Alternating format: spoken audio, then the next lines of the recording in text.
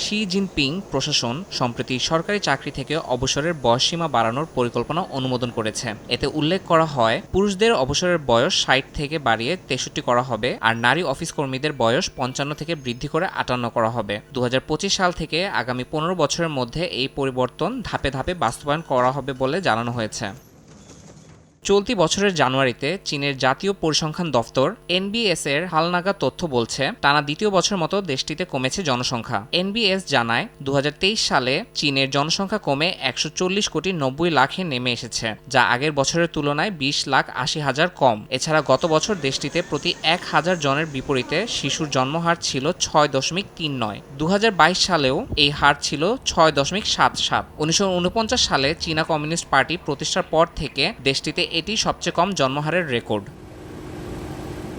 বেইজিংয়ের শ্রমবাজারে কর্মক্ষম জনসংখ্যাও দ্রুত হ্রাস পাচ্ছে। গত এক দশকে ১৬ থেকে ৫৯ বছর বয়সী কর্মজীবী মানুষের সংখ্যা প্রায় ৪ কোটি কমে গেছে।